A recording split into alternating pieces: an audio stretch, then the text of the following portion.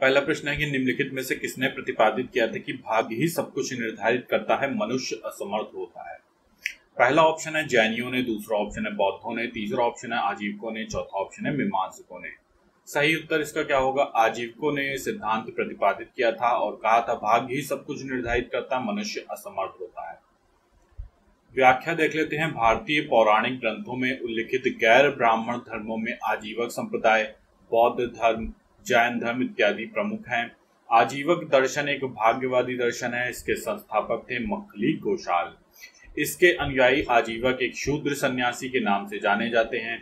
इनके अनुसार मनुष्य का भाग्य ही सब कुछ निर्धारित करता है। ये कर्म सिद्धांत एवं मानव प्रत्यय में विश्वास नहीं करते हैं। इनके अनुसार दर्शन नीति के आगे मानव असहाय है। मक्खली गोशाल महावीर के साथी थे और नियतिवाद और जैन धर्म में उनकी समानता थी। अगला प्रश्न है कि बौद्ध दर्शन के अनुसार विचार कीजिए। कथन है कि पुनर्जन्म नहीं होता है, कारण है कि आत्मा की सत्ता नहीं है। तो बौद्ध दर्शन के अनुसार बताना है कि कौन सा कथन सही है। तो बौद्ध दर्शन के अनुसार पुनर्जन्म नहीं होता है, ये बात गलत है, क्योंकि बौद्ध दर्शन ये मानता है कि पुनर्जन्म होता है। तो कथन गलत हो जाएगा। कारण आत्मा की सत्ता नहीं है, जो ये कारण जो है सही है, क्योंकि बौद्ध धर्म मानता है कि आत्मा नहीं होती है। तो इस प्रकार जो है आपका ऑप्शन डी सही हो जाएगा कि ए गलत है किंतु आर सही है। व्याख्या देख लेते हैं। बौद्ध दर्शन कर्म एवं पुनर्जन्म में विश्वास करता है। इसके अनुसार जीवन विभिन्न अवस्थाओं की संतति जो एक दूसरे पर निर्भर करती है। किसी अवस्था की उत्पत्ति उसकी पूर्ववर्ती अवस्था से होती है। बौद्ध दर्शन आत्मा के अस्तित्व को स्वीकार नहीं करता है। इसने ब्राह्मण ग्रंथों द्वारा प्रतिपादित वेदों की अपौरुषेयता और आत्मा की अमरता के सिद्धांत को स्वीकार नहीं किया है। प्रतीत समुत्पाद जो है बौद्ध के उपदेशों का सार है, जिसके अनुसार जिस तरह दुख का कारण जन्म है, उसी तरह जन्म का कारण धर्म है। अगला प्रश्न है कि भगवान बुद्ध ने निम्नलिखित 4 आर्य सत्यों का प्रतिपादन किया था। इसमें बताना है आपको कि कूट का प्रयोग करके उनका सही क्रम बताना है।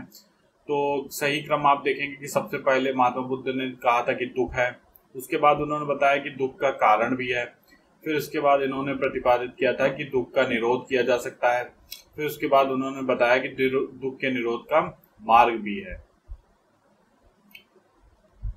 तो इस प्रकार जो है आपका सही उत्तर हो जाएगा 1 4 2 3। ठीक है। व्याख्या देख लेते हैं। भगवान बुद्ध ने 4 आर्य सत्य का प्रतिपादन किया था, जिनका सही क्रम इस प्रकार है। उन्होंने बताया दुख संसार में सर्वत्र दुख है, जीवन दुखों एवं कष्टों से पूर्ण है। फिर उसके बाद उन्होंने कहा कि दुख समुदाय है, प्रत्येक वस्तु का कोई ना कोई कारण अवश्य होता है, अर्थात दुख का भी कारण है। दुख का निरोध किया जा सकता है, दुख का अंत संभव है। तो उन्होंने बताया कि किस प्रकार संभव है। दुख निरोध गामी प्रतिपदा का सिद्धांत दिया। दुख के मूल में क्या है? अविद्या है। अविद्या के कारण विनाश का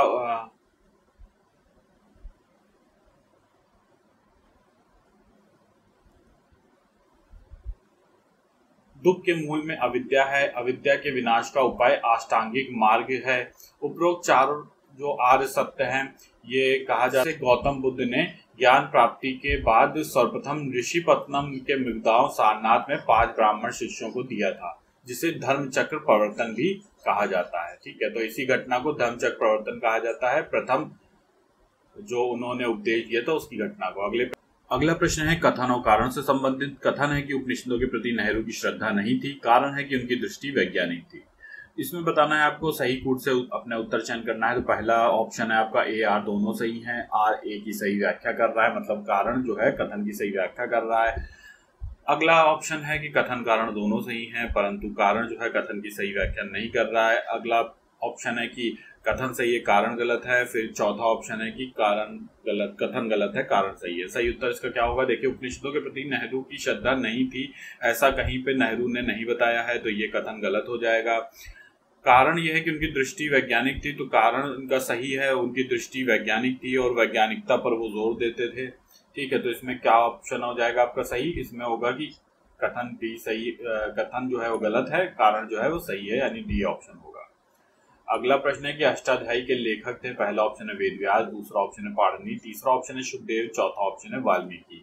तो अष्टाध्यायी जो है ये रचना किसकी है? ये पाणिनि द्वारा रचित है। व्याख्या देखते हैं। अष्टाध्यायी के लेखक पाणिनि थे। इनकी रचना जो थी वो 600 ईसा पूर्व में की थी। इन्होंने इसकी रचना वेद व्यास, 18 पुराण, ब्रह्मसूत्र, महाभारत के रचनाकार थे। उन्होंने चारों वेदों का वर्गीकरण भी किया। शुकदेव जो थे वेद व्यास के पुत्र थे, जो अपनी बुद्धिमत्ता के लिए जाने जाते थे। वेद व्यास के 4 पुत्र थे, जिनमें पांडु, धृतराष्ट्र, विदुर और शुकदेव थे। महर्षि वाल्मीकि ने रामायण की संस्कृत भाषा में रचना भी की थी। अगला प्रश्न है कि आदि शंकराचार्य द्वारा स्थापित 4 मठ कहाँ स्थित हैं। पहला ऑप्शन है श्रृंगेरी, द्वारका, जोशीमठ, प्रयाग। दूसरा ऑप्शन है द्वारका, जोशीमठ, प्रयाग, काशी। तीसरा ऑप्शन जोशीमठ, द्वारका, पुरी, श्रृंगेरी। चौथा ऑप्शन है पुरी, श्रृंगेरी, द्वारका, वाराणसी। सही उत्तर क्या होगा? जोशीमठ, द्वारका, पुरी और श्रृंगेरी में जो है वो आदि शंकराचार्य द्वारा 4 मठ स्थापित हैं। व्याख्या देख लेते हैं। आदि शंकराचार्य द्वारा स्थापित 4 मठ जो है वो इस प्रकार हैं। श्रृंगेरी जो है ये आपके कर्नाटक दक्षिण में है। द्वारका जो है गुजरात पश्चिम में है। पुरी जो है उड़ीसा पूर्व में है। और ज्योतिर्मठ जो है यानी जोशीमठ ये उत्तराखंड उत्तर में है। आदि शंकराचार्य ने हिंदू धर्म के प्रतिप्रदर्शन के उपरोक्त 4 मठों की स्थापना की थी। इनका जन्म 686 में केरल के कलाड़ी में हुआ था। इन्होंने 718 ईस्वी में उत्तराखंड में केदारनाथ में समाधि ले ली थी। अगला प्रश्न है कि तृतीय संगम हुआ था। पहला ऑप्शन है अरिकामेडू में, दूसरा है एर्नाकुलम में, तीसरा ऑप्शन है मदुरई में, चौथा ऑप्शन है तूतीकोरिन में। सही उत्तर इसका क्या होगा? मदुरई में हुआ था तृतीय संगम। व्याख्या देख लेते हैं। तो संगम का तात्पर्य कवियों की गोष्ठी से है। संगम युग में दक्षिण भारत के पांड्य राजाओं के संरक्षण में 3 संगमों का आयोजन किया गया था। कौन कौन से संगम थे देख लेते हैं एक बार। संगम देखते हैं। प्रथम संगम था ये, इसका स्थान मदुरई था। इसकी अध्यक्षता की थी अगस्त ऋषि ने। अगला है कि द्वितीय संगम जो हुआ ये स्थान कपाटपुरम था। इसकी अध्यक्षता भी अगस्त ऋषि ने की थी। तृतीय संगम जो हुआ ये मदुरई में हुआ, तो इसकी अध्यक्षता नकीरन ने की थी। तो ये बहुत इंपॉर्टेंट है, इसको भी ध्यान रखिएगा। अगला प्रश्न की ओर चलें। चाणक्य अपने बचपन के में किस नाम से जाने जाते थे? पहला ऑप्शन अजय, दूसरा है चाणक्य, तीसरा विष्णुगुप्त, चौथा है देवगुप्त। सही उत्तर क्या हो जाएगा? विष्णुगुप्त नाम से जाने जाते थे। चाणक्य के बचपन का नाम विष्णुगुप्त था। कौटिल्य मौर्य वंश के संस्थापक चंद्रगुप्त मौर्य का गुरु तथा प्रधानमंत्री था। उसने अर्थशास्त्र नामक ग्रंथ की भी रचना की थी, जो कि संस्कृत भाषा में। अगला प्रश्न है कि हड़प्पा संस्कृति के संदर्भ में शैलकृत स्थापत्य के प्रमाण कहाँ से मिले हैं? पहला ऑप्शन है कालीबंगा, दूसरा ऑप्शन है धौलावीरा, तीसरा ऑप्शन है कोटदीजी, चौथा ऑप्शन है आमरी। सही उत्तर इसका क्या हो जाएगा? सही उत्तर होगा धौलावीरा। तो हड़प्पा संस्कृति की जो शैलकृति यानी कि रॉक आर्किटेक्चर जो मिला है वो कहाँ से मिला है? धौलावीरा। अगला व्याख्या देख लेते हैं इसकी। हड़प्पा सभ्यता के धौलावीरा में, जो गुजरात राज्य में अवस्थित है, शैलकृत स्थापत्य के प्रमाण मिले हैं। धौलावीरा हड़प्पा सभ्यता की भारत में सबसे बड़ी बस्ती है। यहाँ पर हुए उत्खनन में 7 मीटर गहरे और 69 मीटर लंबे शैलकृत जलकुंड की प्राप्ति हुई। अगला प्रश्न है कि वह प्राचीन स्थल जहाँ 60,000 मुनियों की सभा में संपूर्ण महाभारत कथा का वाचन किया गया, वो कौन सा स्थल था? पहला ऑप्शन है छत्र, दूसरा हस्तिनापुर, तीसरा है काम्पिल्य, चौथा ऑप्शन है नैमिषारण्य। सही उत्तर क्या है? नैमिषारण्य जो है इसका। चुनारगढ़ में अनूप वेदिका है, जिनकी वे हैं क्या हैं वो अनूप वेदिकाएं, किससे संबंधित है? पहला ऑप्शन है शंकराचार्य से, आदि शंकराचार्य से, दूसरा ऑप्शन है भृतहरि से, तीसरा ऑप्शन है चैतन्य से, चौथा ऑप्शन है रामानंद से। सही उत्तर क्या हो जाएगा? भृतहरि से संबंधित हैं चुनारगढ़ की अनूप वेदिकाएं। अगला प्रश्न है कि शेख निजामुद्दीन औलिया शिष्य थे। पहला ऑप्शन है शेख अलाउद्दीन साबिर के, दूसरा ऑप्शन है शेख मोइनुद्दीन चिश्ती के, तीसरा ऑप्शन है बाबा फरीद के, चौथा ऑप्शन है शेख अहमद सरहिंदी के। सही उत्तर इसका क्या होगा? सही उत्तर है बाबा फरीद के। अगला प्रश्न है निम्न कथनों पर विचार कीजिए। कथन और कारण से संबंधित प्रश्न है। कथन है कि मोहम्मद तुगलक की प्रतीक मुद्रा टोकन करेंसी योजना असफल सिद्ध हुई। कारण है कि मोहम्मद तुगलक का मुद्रा निर्गमन पर उचित नियंत्रण नहीं था। आपको सही उत्तर बताना है। पहला ऑप्शन है कि कथन और कारण दोनों सही हैं और कारण कथन की सही व्याख्या कर रहा है। दूसरा ऑप्शन है कि कथन कारण दोनों सही हैं, कारण कथन की सही व्याख्या नहीं कर रहा है। तीसरा ऑप्शन है कि कथन सही है और कारण गलत है। चौथा ऑप्शन है कि कारण गलत है, कथन गलत है और कारण सही है। सही उत्तर इसका होगा कि कथन और कारण दोनों सही हैं। तो आप देखेंगे कि कारण भी सही है और कथन भी सही है और कारण जो है कथन की सही व्याख्या कर रहा है, क्योंकि मोहम्मद बिन तुगलक ने प्रतीक मुद्रा तो योजना जो थी उसकी असफल सिद्ध हुई, लेकिन उसका कारण क्या था कि उचित नियंत्रण वो नहीं कर पाया था इस पर। व्याख्या देख लेते हैं। मोहम्मद बिन तुगलक ने चीन के कुबलई खां और ईरान के गाई खातून से प्रेरणा प्राप्त कर कांसे की मुद्रा का प्रचलन आरंभ किया, किंतु नकली मुद्रा बाजार को नियंत्रित नहीं करने के कारण यह प्रयोग असफल रहा। इसके कारण क्या हुआ, हर घर में जो है वो टकसाल बन गई और वहां पर लोग सिक्के बनाने लगे। लोग अपने घरों के तांबे और कांसे के बर्तनों से सांकेतिक सिक्के निर्मित कर बदले में सुल्तान से खजाने से सोने के सिक्के प्राप्त करने लगे, जिसके कारण क्या हुआ, सांकेतिक मुद्रा का प्रचलन बंद करना पड़ा और ये योजना जो थी वो असफल सिद्ध हुई। अगले प्रश्न की ओर चलें। निम्नलिखित में से किसके पक्षधर नेहरू थे किंतु गांधी नहीं थे? पहला ऑप्शन है सत्य के, दूसरा है अहिंसा के, तीसरा ऑप्शन है स्पष्टता के, चौथा है भारी उद्योगों के। तो जो है नेहरू जो थे वो भारी उद्योगों के पक्षधर थे, लेकिन गांधी जी ऐसा मानते थे कि भारी उद्योगों के बजाय कुटीर उद्योग पे अधिक जोर दिया जाए। चलिए व्याख्या देख लेते हैं। सत्य और अहिंसा, अस्पष्टता जैसे गांधी जी के सिद्धांतों के पक्षधर जवाहरलाल नेहरू भी थे, लेकिन भारी उद्योगों के पक्षधर गांधी जी नहीं थे। आर्थिक सिद्धांतों में दोनों में गहरे मतभेद थे। भारत के आर्थिक विकास के लिए गांधी जी ने लघु और कुटीर उद्योगों को विकास पर बल दिया, वहीं नेहरू जी जो थे ये भारी औद्योगिकरण के पक्षधर थे। अगले प्रश्न की ओर चलें। सर्वेंट ऑफ सोसाइटी के संस्थापक कौन थे? सर्वेंट ऑफ इंडिया सोसाइटी के संस्थापक, पहला ऑप्शन है मदन मोहन मालवीय, दूसरा है सरोजिनी नायडू, तीसरा ऑप्शन है जस्टिस नारायण, चौथा है गोपाल कृष्ण गोखले। सही उत्तर है गोपाल कृष्ण गोखले। व्याख्या है कि सर्वेंट ऑफ इंडिया सोसाइटी की स्थापना गोपाल कृष्ण गोखले ने 1905 ईस्वी में की थी। इसकी स्थापना का उद्देश्य लोगों को इस प्रकार प्रशिक्षित करना था ताकि वे भारत में सेवा हेतु राष्ट्रीय मिशनरी के रूप को अपने को समर्पित कर सकें। इसका अन्य उद्देश्य यह था कि भारतीय नागरिकों के राष्ट्रीय हितों को अपनी सभी संवैधानिक तरीकों से प्रोत्साहित करना भी था। अगले प्रश्न है कि निम्नलिखित में से कौन जो है वो सत्य शोधक समाज का संस्थापक था? पहला ऑप्शन है डॉक्टर बी आर अम्बेडकर, दूसरा ऑप्शन है ज्योतिबा फुले, तीसरा ऑप्शन है नारायण गुरु, चौथा ऑप्शन है रामास्वामी नायकर। सही उत्तर क्या होगा? ज्योतिबा फुले जो है सही उत्तर है, सत्य शोधक समाज के संस्थापक थे। सत्य शोधक समाज के संस्थापक ज्योतिबा फुले थे। इन्होंने इसकी स्थापना 24 सितंबर 1873 को की थी। इसकी स्थापना का प्रमुख उद्देश्य था हिंदू अछूत एवं अस्पृश्य जातियों के शोषण और उत्पीड़न से मुक्ति दिलानी। ठीक है, तो चलते हैं अगले प्रश्न की ओर। भारत में अंग्रेजों ने प्रथम मदरसा कहाँ स्थापित किया था? पहला ऑप्शन है मद्रास में, दूसरा है बंबई में, तीसरा है अलीगढ़ में, चौथा है कलकत्ता में। सही उत्तर है इसका कलकत्ता में। भारत में प्रथम गवर्नर जनरल वॉरेन हेस्टिंग्स ने 1781 ईस्वी में कलकत्ता में प्रथम मदरसा की स्थापना की थी। इस मदरसे में फारसी, अरबी और मुस्लिम लॉ पढ़ाया जाता था। बाद में इन लोगों को इसी मदरसे से पढ़ के जो निकलते थे उनको अंग्रेजी सेवा में भी लगा लिया जाता था। अगला प्रश्न है कि वस्त्रों के लिए कपास की खेती का आरंभ सबसे पहले किया गया। पहला ऑप्शन है मिस्र में, दूसरा ऑप्शन है मेसोपोटामिया में, तीसरा ऑप्शन है मध्य अमेरिका में, चौथा ऑप्शन है भारत में। सही उत्तर इसका क्या है? भारत में जो है कपास की खेती सबसे पहले आरंभ की गई। व्याख्या देखेंगे। वस्त्रों के लिए कपास की खेती का आरंभ सर्वप्रथम भारत में हड़प्पा काल में किया गया। भारत में इसकी खेती का प्रारंभ जो है लगभग 3000 ईसा पूर्व में हुआ था, जबकि मिस्र में इसकी खेती लगभग 2500 ईसा पूर्व में लगभग शुरू हुई। इसका प्रमाण हमें 1722 ईस्वी के मोहनजोदड़ो की जो राखल दास बनर्जी के नेतृत्व में उत्खनन हुआ था, वहां से कपास के सूत की प्राप्ति हुई। भारत से कपास यूनान गया, जिसे यूनानी हिंदन के नाम से भी जानते थे। अगले प्रश्न है कि नाथुला दर्रा किस राज्य में स्थित है? पहला ऑप्शन है अरुणाचल में, दूसरा है असम में, तीसरा मेघालय में, चौथा है सिक्किम में। सही उत्तर इसका क्या होगा? सिक्किम में जो है वो नाथुला दर्रा स्थित है। अगला प्रश्न है कि देश के किस प्रदेश में सबसे अधिक जिले हैं? पहला ऑप्शन है मध्य प्रदेश, दूसरा है महाराष्ट्र, तीसरा ऑप्शन तमिलनाडु, चौथा है उत्तर प्रदेश। सही है उत्तर प्रदेश। अगला प्रश्न है कि निम्न में से कौन एक अनुषंगी नगर है? पहला ऑप्शन है मुरादाबाद, दूसरा हैदराबाद, तीसरा ऑप्शन है गाजियाबाद, चौथा है अहमदाबाद। सही उत्तर क्या हो जाएगा? गाजियाबाद जो है एक सैटेलाइट टाउन है। व्याख्या देखेंगे तो अनुषंगी नगर ऐसे नगर होते हैं जो बड़े नगरों से कार्यात्मक रूप से जुड़े होते हैं। इसके अलावा फरीदाबाद, गुड़गांव, सोनीपत दिल्ली के अनुषंगी नगर हैं। अगला प्रश्न है कि भारत के किस राज्य में सर्वाधिक सिंचाई नलकूपों से होती है? पहला ऑप्शन है मध्य प्रदेश, दूसरा है बिहार, तीसरा ऑप्शन है राजस्थान, चौथा ऑप्शन है उत्तर प्रदेश। सही इसका उत्तर क्या होगा? उत्तर प्रदेश में जो है सर्वाधिक सिंचाई नलकूपों से होती है।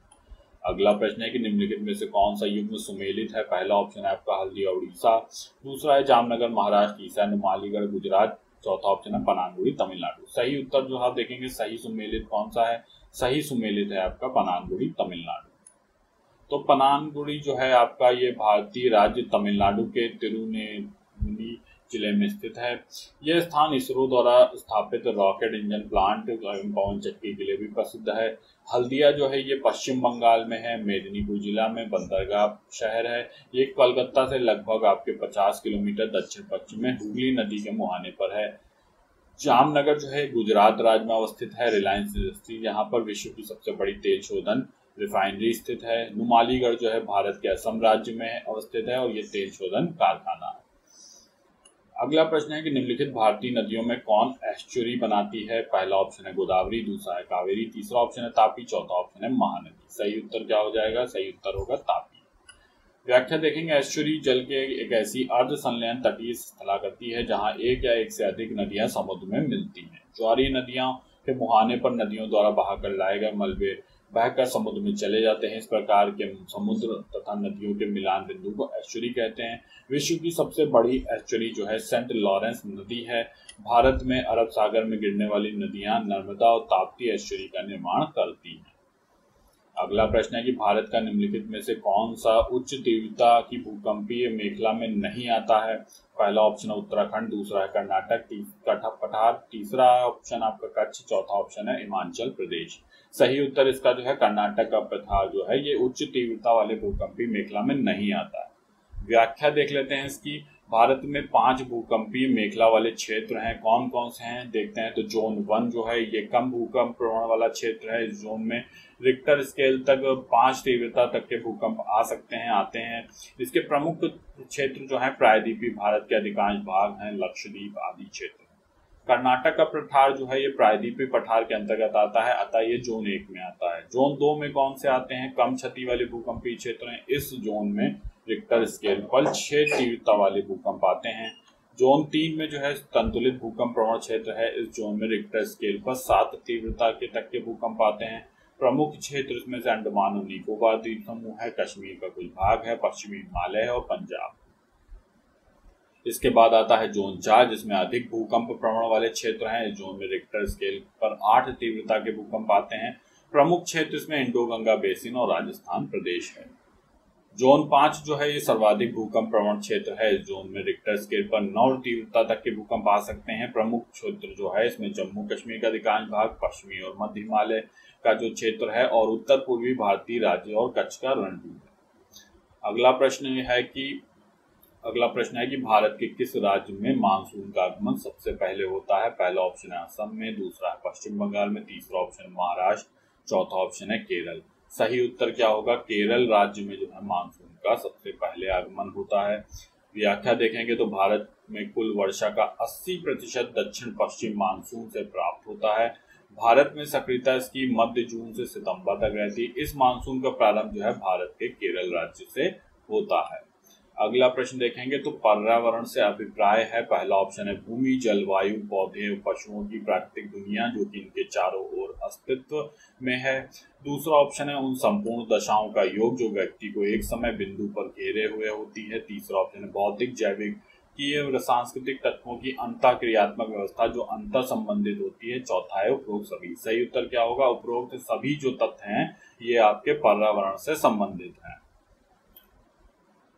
अगला प्रश्न है कि पर्यावरणीय अपकर्ष से अभिप्राय है यानी कि इन्वायरमेंटल डिग्रेडेशन यानी कि पर्यावरणीय ह्रास से। पहला ऑप्शन है पर्यावरणीय गुणों का पूर्ण रूप से निम्नीकरण, दूसरा है मानवीय क्रियाकलापों से विपरीत परिवर्तन लाना, तीसरा ऑप्शन है पारिस्थितिकी विभिन्नता के परिणाम स्वरूप पारिस्थितिकी असंतुलन, चौथा ऑप्शन है उपरोक्त सभी। तो आपका सही उत्तर क्या होगा? सभी कारण जो है वो इन्वायरमेंटल डिग्रेडेशन यानी पर्यावरणीय अपकर्षण से संबंधित है। पर्यावरण अपकर्षण से अभिप्राय जैव विविधता की हानि और प्राकृतिक संसाधनों के क्षरण होने से पर्यावरण को होने वाले नुकसान से है। अगला प्रश्न है कथन और कारण से संबंधित। तो कथन है कि पृथ्वी पर चंद्रमा के पृष्ठ का केवल एक फलक ही दिखाई देता है। कारण है कि अपने अक्ष पर चंद्रमा के घूर्णन का काल उसके पृथ्वी के चारों ओर घूमने के काल के बराबर होता है। तो इस प्रश्न में आपको बताना है, आपके पास ऑप्शन है कथन और कारण दोनों सही है और कारण कथन की सही व्याख्या कर रहा है। कथन दूसरा ऑप्शन है कथन और कारण दोनों सही है लेकिन कारण कथन की सही व्याख्या नहीं कर रहा है। तीसरा ऑप्शन है कि कथन सही है कारण गलत है। चौथा ऑप्शन है कि कथन गलत है कारण सही है। सही उत्तर इसका क्या होगा? कथन और कारण दोनों सही हैं और कारण जो है वो कथन की सही व्याख्या भी कर रहा है। अगला प्रश्न है कि वायुमंडल में ओजोन परत है। पहला ऑप्शन है वर्षा करती है, दूसरा ऑप्शन है प्रदूषण उत्पन्न करती है, तीसरा ऑप्शन है पराबैंगनी विकिरण से पृथ्वी पर जीवन की रक्षा करती है, चौथा ऑप्शन है वायुमंडल में ऑक्सीजन उत्पन्न करती है। तो जो ओजोन परत है ये क्या करती है, ये पराबैंगनी विकिरण से पृथ्वी पर जीवन की रक्षा करती है। तो सी आपका सही हो जाएगा। अगले प्रश्न है निम्नलिखित नदियों में से किनके स्रोत बिंदु लगभग एक ही हैं। पहला ऑप्शन है ब्रह्मपुत्र और गंगा का, दूसरा है ताप्ती और व्यास का, तीसरा ऑप्शन है ब्रह्मपुत्र और सिंध नदी का, चौथा ऑप्शन है सिंध और गंगा का। तो आपका सही उत्तर है ब्रह्मपुत्र और सिंध नदी का जो स्रोत बिंदु है वो एक ही है। चलिए व्याख्या देख लेते हैं। तिब्बत के पठार, जिसे हम विश्व की छत भी कहते हैं, इसे चेंगतांग और कांगहाई तिब्बत पठार के नाम से भी जाना जाता है। इस पठार से निकलने वाली प्रमुख नदियां इस प्रकार हैं। यहाँ से निकलती है सिंधु नदी, सतलज नदी, ब्रह्मपुत्र नदी, यांगसी नदी, ह्वांगहो नदी, इरावदी नदी और मेकांग नदी। अतः ब्रह्मपुत्र और सिंधु जो है ये आपका उद्गम स्थल तिब्बत के पठार की मानसरोवर झील है।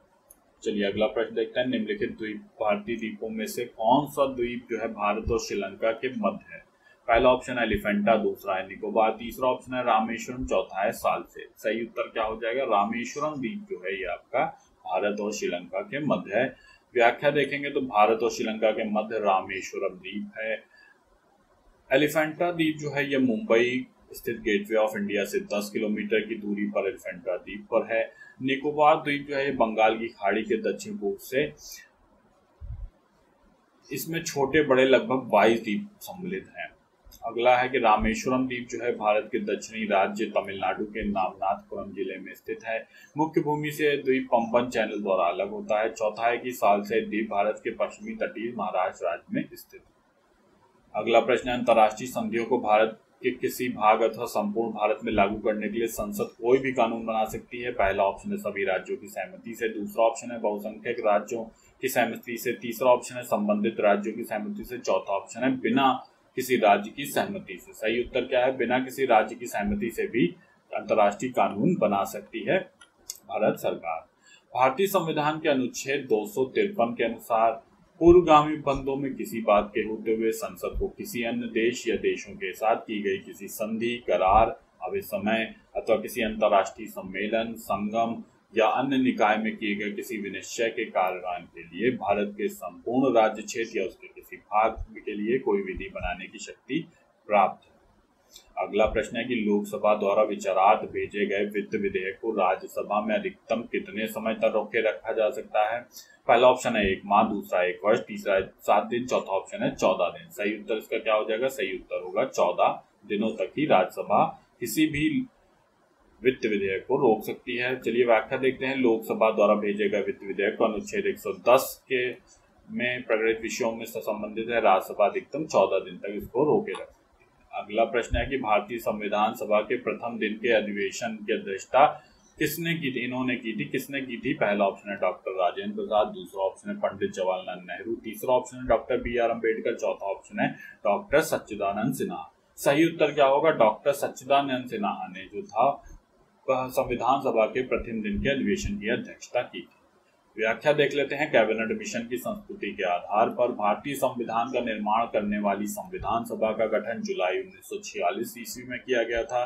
संविधान सभा के सदस्यों की कुल संख्या 379 निश्चित की गई। इसमें 292 जो है ब्रिटिश प्रांतों के प्रतिनिधि, 4 जो थे वो कमिश्नर क्षेत्रों के प्रतिनिधि और 93 जो थे देसी रियासतों के प्रतिनिधि थे।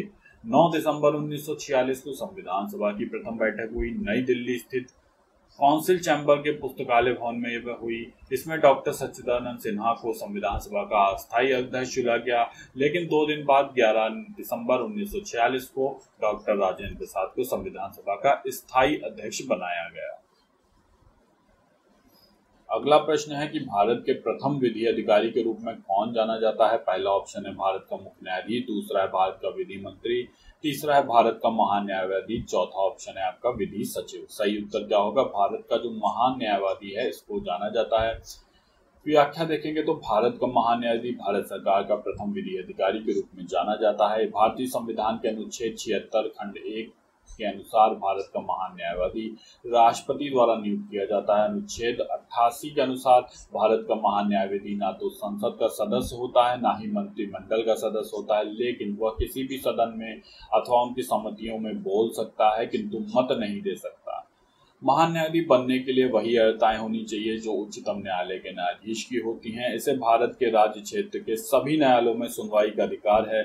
महान न्यायवादी का मुख्य कार्य संघ सरकार को कानूनी मामलों में राय देना है कि नियंत्रक एवं महालेखा परीक्षक की जो नियुक्ति राष्ट्रपति द्वारा होती है अपने पद से हटाया जा सकता है। किसके द्वारा? पहला ऑप्शन है राष्ट्रपति के द्वारा, दूसरा है संसद के दोनों सदनों के संबोधन पर, तीसरा ऑप्शन है आपका सर्वोच्च न्यायालय द्वारा, चौथा ऑप्शन है राष्ट्रपति की संस्तुति पर सर्वोच्च न्यायालय द्वारा। सही उत्तर होगा कि संसद के दोनों सदनों के द्वारा इसको जो है हटाया जा सकता है।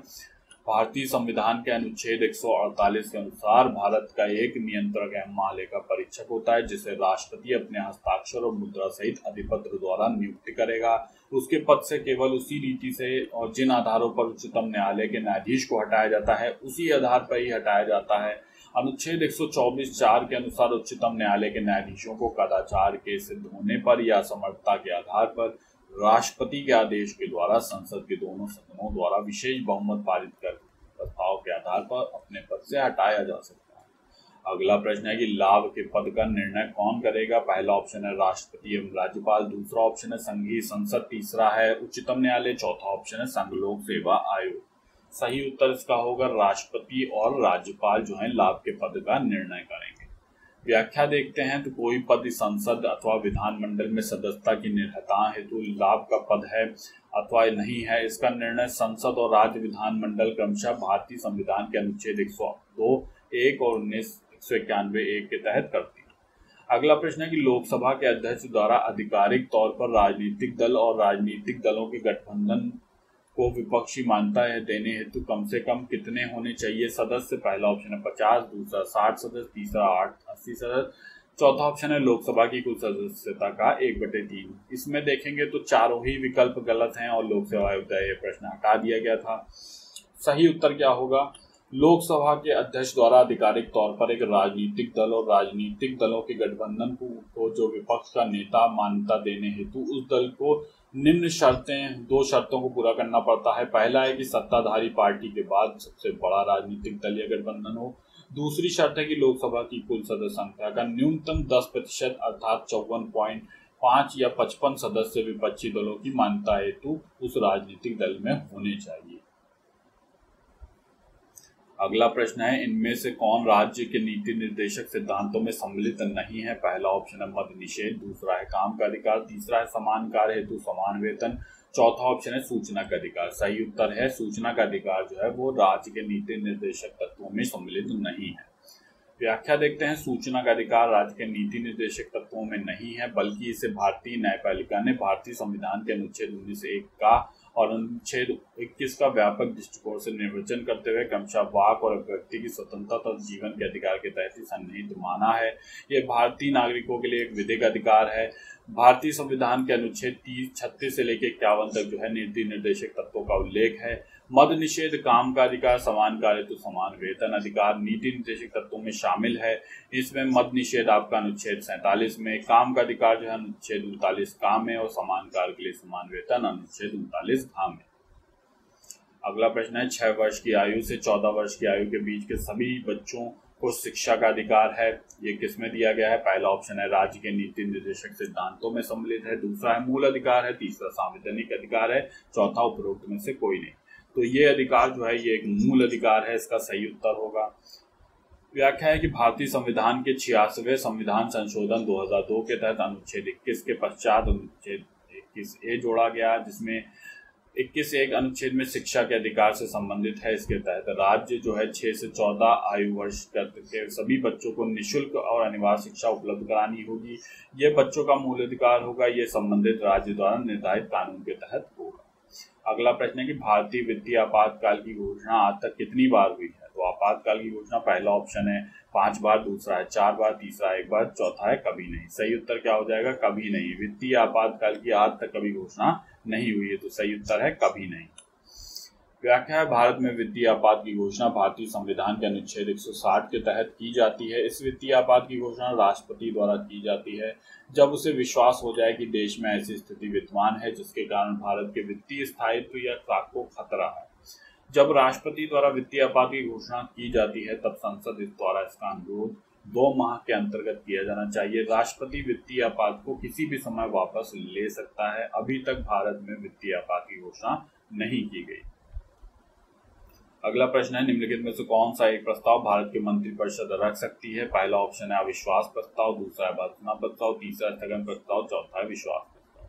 सही उत्तर क्या है कि विश्वास प्रस्ताव जो है, कॉन्फिडेंस मोशन, ये मंत्रिपरिषद रख सकती है। निम्नलिखित में से कौन सा एक व्यय भारत की संचित निधि पर भारित नहीं है? पहला ऑप्शन है भारत के राष्ट्रपति का वेतन तथा भत्ते, दूसरा ऑप्शन है भारत के उपराष्ट्रपति का वेतन तथा भत्ते, तीसरा ऑप्शन है उच्चतम न्यायालय के न्यायाधीशों के वेतन और भत्ते, चौथा ऑप्शन है लोकसभा अध्यक्ष के वेतन और भत्ते। सही उत्तर इसका जो हो जाएगा वो भारित नहीं है। सही उत्तर है इसमें भारत के उपराष्ट्रपति का जो वेतन और भत्ते हैं ये संचित निधि पर भारित नहीं है, जबकि अन्य के भारित हैं। भारत के उपराष्ट्रपति का वेतन और भत्ते भारत की संचित निधि पर भारित नहीं है। भारत का उपराष्ट्रपति राज्यसभा के सभापति के रूप में वेतन और भत्ते प्राप्त करता है। अन्य तीनों विकल्पों में वेतन और भत्ते संविधान के अनुच्छेद 112 में बजट के अंतर्गत भारत की संचित निधि पर भारित है। अगला प्रश्न है कि संसद द्वारा संकट काल की घोषणा का अनुमोदन कितनी अवधि के अंतराल में होना आवश्यक है? पहला ऑप्शन है 14 दिन, दूसरा 1 माह, तीसरा ऑप्शन है 3 माह, चौथा ऑप्शन है 6 माह। सही उत्तर क्या हो जाएगा? 1 माह के अंदर होना आवश्यक है। अगला प्रश्न है कि कथन और कारण से संबंधित है। कथन है कि संसद तथा राज्य विधानमंडलों के स्वतंत्र और निष्पक्ष चुनाव कराने की शक्तियां स्वतंत्र इकाई अर्थात निर्वाचन आयोग को दी गई है। कारण है कि निर्वाचन आयुक्त को पद से हटाने का अधिकार कार्यपालिका के पास। सही उत्तर इसका क्या होगा? सही उत्तर है कि कथन तो सही है लेकिन कारण गलत है। तो आपका कथन संसद और राज्य विधानमंडलों के स्वतंत्र और निष्पक्ष चुनाव कराने की शक्तियां और स्वतंत्र इकाइयों के अंतर्गत निर्वाचन आयोग को दी गई है। भारतीय संविधान के अनुच्छेद 124 के तहत भारत में निर्वाचन आयोग का गठन किया गया। निर्वाचन आयोग संसद और प्रत्येक राज्य विधानमंडलों के लिए एवं राष्ट्रपति उपराष्ट्रपति के लिए सभी निर्वाचनों का अधीक्षण, निर्देशन, नियंत्रण करता है। निर्वाचन आयोग का गठन मुख्य निर्वाचन आयुक्त और अन्य निर्वाचन आयुक्तों से किया जाता है जिनकी नियुक्ति राष्ट्रपति के द्वारा की जाती है। पहले चुनाव आयोग 1 सदस्यीय था लेकिन 1993 में यह 3 सदस्यीय आयोग बना दिया गया।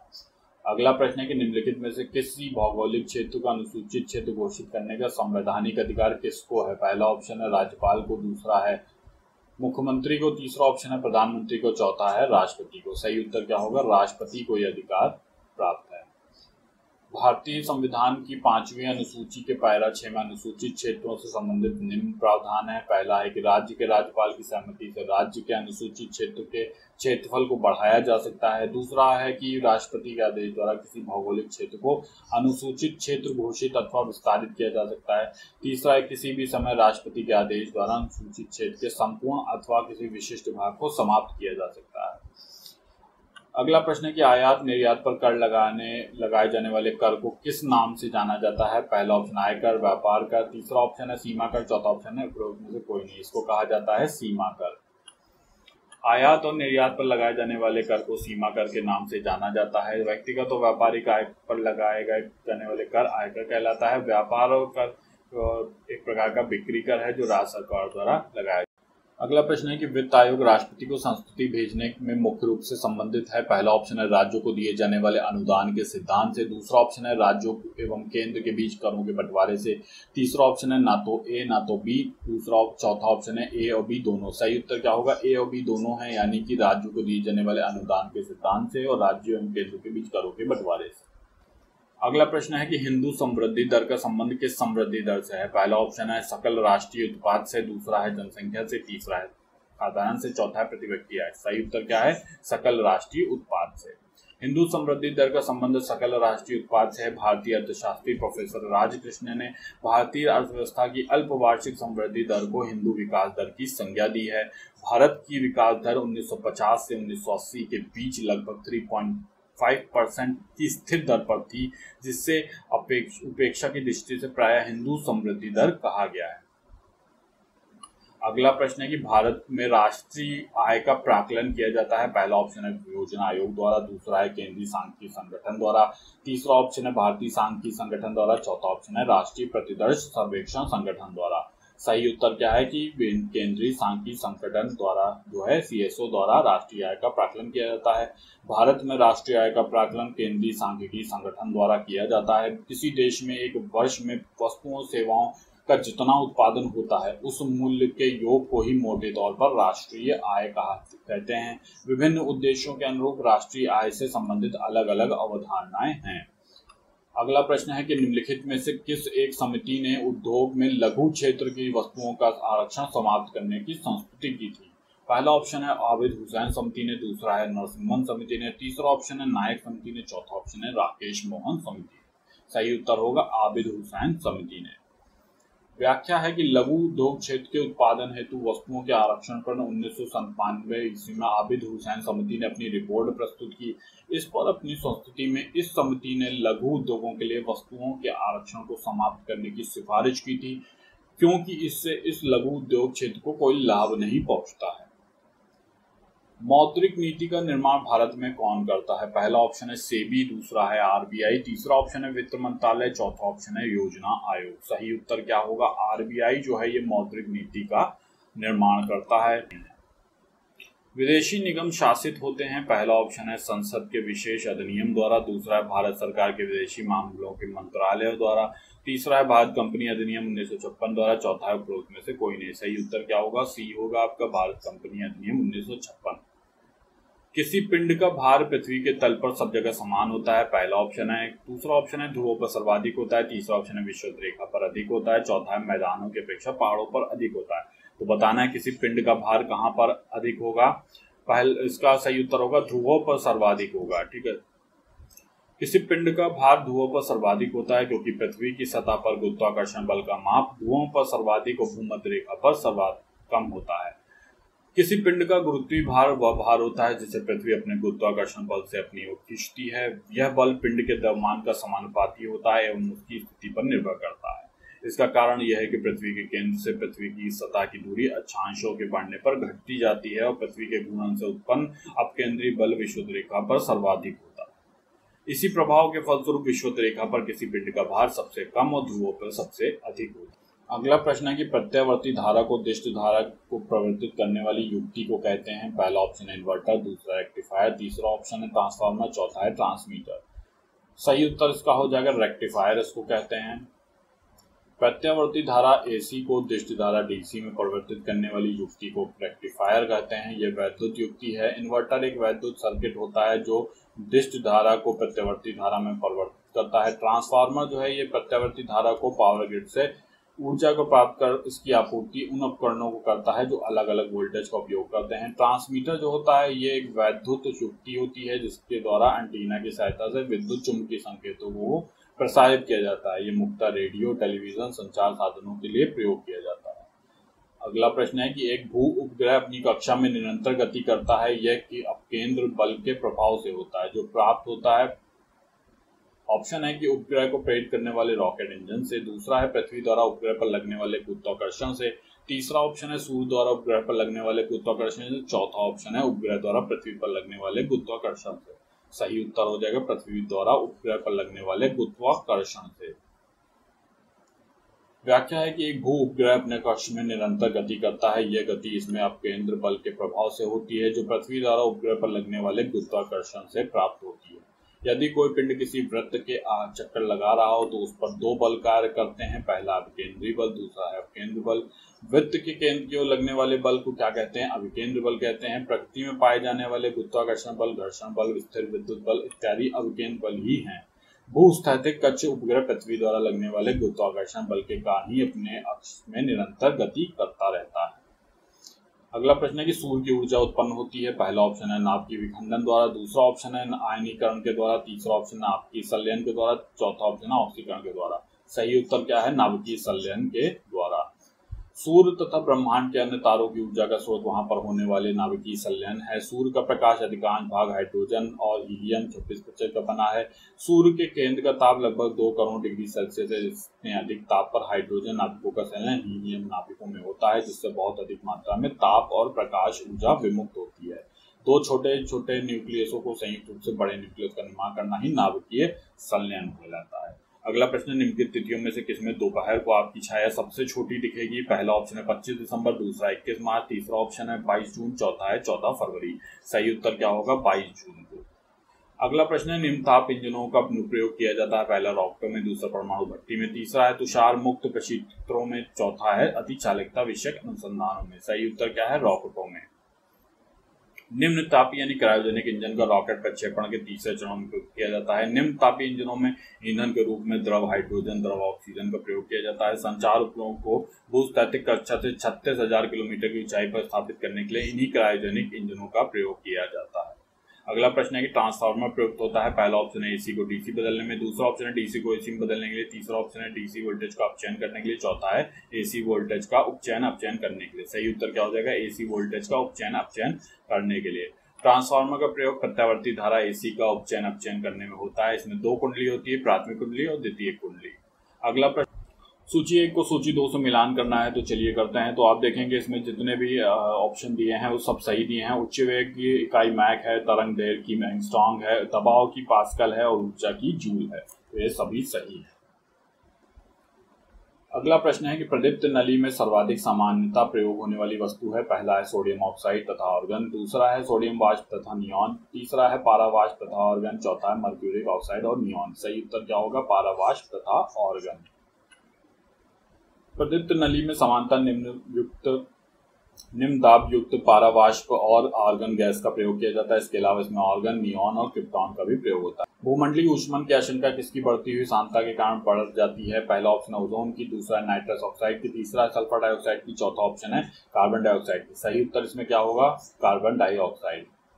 अगला प्रश्न है कि जब किसी वस्तु को पृथ्वी से चंद्रमा पर ले जाया जाता है तो क्या होगा? उसकी भार बढ़ जाएगा या भार घट जाएगा या उसके भार में कोई परिवर्तन नहीं होगा? चौथा ऑप्शन है कि वो पूर्ण रूप से भार रहित हो जाता है। सही उत्तर है कि उसका भार जो है वो घट जाता है। व्याख्या है कि पृथ्वी से जब किसी वस्तु को चंद्रमा पर ले जाया जाता है तो उस वस्तु का भार जो है घटकर पहले के भार का 1/6 भाग हो जाता है। अगला प्रश्न है, गर्म करने से विस्तारण होता है, एक्सपेंशन होता है, केवल ठोस पदार्थ में होता है, केवल पदार्थ का भार बढ़ता है, पदार्थ का घनत्व घटा देता है। चौथा ऑप्शन है कि सभी द्रवों और ठोस पदार्थों में समान दर से होता है। सही उत्तर क्या है? कि पदार्थ का घनत्व घटा देता है। अगला प्रश्न है कि स्टेनलेस स्टील बनाने में लोहे के साथ प्रयुक्त होने वाला महत्वपूर्ण धातु कौन सी है? सही उत्तर इसका क्या होगा? आपका क्रोमियम जो है सही उत्तर हो जाएगा।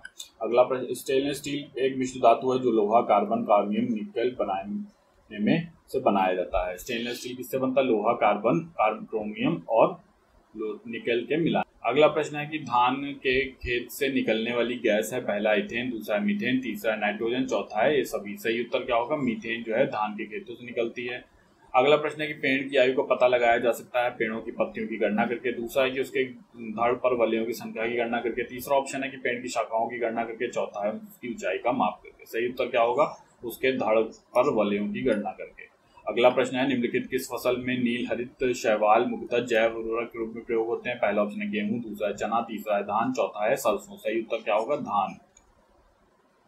नील हरित शैवाल का प्रयोग मुख्यतः धान की फसलों के लिए जैव उर्वरक के रूप में होता है। विभिन्न फसलों में जैव उर्वरक के रूप में सूक्ष्म जीवों जैसे एजोटोबैक्टीरिया, स्पर्जुलस, एरोजोबियम, नील हरित शैवाल, फॉस्फेट आदि बैक्टीरियाओं का प्रयोग किया जाता है। अगला प्रश्न है कि एक मनुष्य दुर्घटनाग्रस्त हो जाता है, उसे रक्तदान यानी कि ब्लड ट्रांसफ्यूजन की आवश्यकता होती है, किंतु उसे रक्त समूह का परीक्षण करने का समय भी नहीं है, तो इसमें से कौन सा रक्त समूह से दिया जा सकता है? पहला ऑप्शन है O+, दूसरा है O, तीसरा है ऑप्शन AB, चौथा है ब्लड ग्रुप AB। सही उत्तर क्या हो जाएगा? O जो ब्लड ग्रुप है इसको दिया जा सकता है।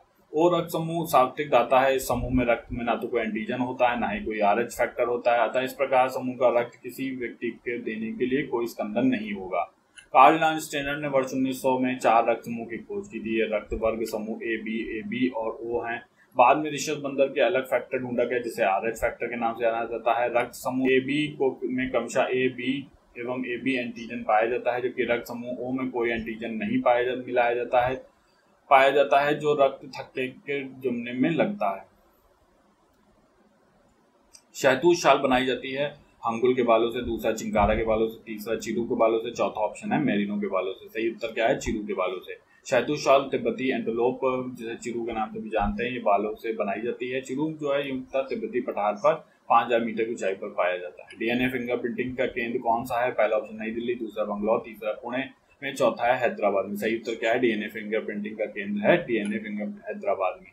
शरीर की वे कोशिकाएं जिनमें शरीर की किसी भी प्रकार की कोशिका में विभाजन तथा विशिष्टीकरण की क्षमता है, जो कई गंभीर बीमारियों पर शोध का केंद्र बिंदु कहते हैं। पहला ऑप्शन है बड़ कोशिकाएं, दूसरा है रेड कोशिकाएं, तीसरा है मेजनेंस कोशिकाएं, चौथा है स्टेम कोशिकाएं। सही उत्तर क्या होगा? स्टेम कोशिकाएं। अगला प्रश्न है कि सोयाबीन में नत्रजनन स्थिरीकरण के लिए जिम्मेदार है बैक्टीरिया है, कौन सा है? सही उत्तर इसका क्या होगा? सही उत्तर है राइजोबियम जैपनिकम।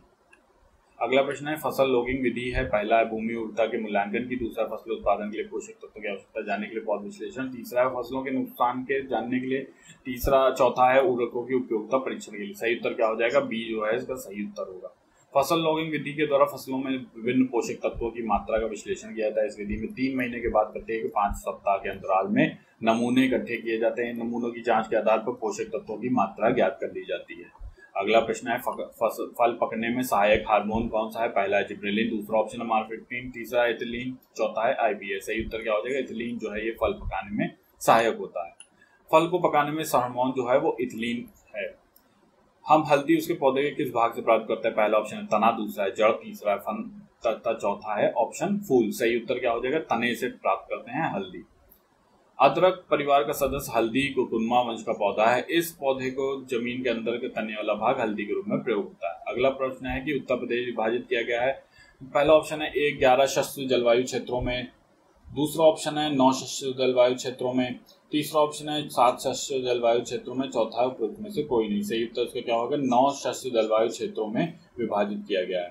उत्तर प्रदेश 9 शस्त्र जलवायु क्षेत्रों में है। इस प्रकार कौन कौन से शस्त्र जलवायु क्षेत्र है? पहला है भाबर और तराई क्षेत्र, दूसरा पश्चिमी मैदानी क्षेत्र, तीसरा मध्य पश्चिमी मैदानी क्षेत्र, चौथा है दक्षिण पश्चिमी अर्धशुष्क, पांचवा है आपका केंद्रीय मैदानी क्षेत्र, छठा है बुंदेलखंड का क्षेत्र, सातवां है बिंदु क्षेत्र, आठवां है पूर्वी मैदान का क्षेत्र और नौवां है उत्तर पूर्वी मैदानी क्षेत्र। अगला प्रश्न है कि निम्नलिखित युग्मों का सही सुमेलित नहीं है, बताना है कौन सा सुमेलित नहीं है। तो आप देखेंगे डीजल लोकोमोटिव वर्ग जो है वाराणसी में सही सुमेलित है। इंडियन टेलीफोन इंडस्ट्री जो है रायबरेली सही है। भारत इलेक्ट्रॉनिक्स लिमिटेड ये आपका गाजियाबाद में होगा, नोएडा में नहीं है। तो यहाँ पे सही उत्तर क्या है? गाजियाबाद। और तेल शोधन कार्य जो है मथुरा में। अगला प्रश्न है कि भारत में श्वेत क्रांति का जनक कौन था? पहला ऑप्शन है एम एस स्वामीनाथन, दूसरा वी कुरियन, तीसरा केएन पहल, चौथा है बीपी पॉल। सही उत्तर क्या होगा? वी कुरियन जो है वर्गीस कुरियन जो थे वो दुग्ध क्रांति यानी कि श्वेत क्रांति के जनक थे। सूची 1 को सूची 2 से मिलान करना है। एक तरफ आपके गायन दिए हैं, दूसरी तरफ क्षेत्र दिए हैं। तो पहला ऑप्शन है कि बिरहा कहाँ का है? यहूदी क्षेत्र का है। कजरी जो है ये आपके गाया जाता है भोजपुरी क्षेत्र में। मल्हौर जो है ये गाया जाता है आपके कौरवी क्षेत्र में। और रसिया जो है ये ब्रजी क्षेत्र का से संबंधित है।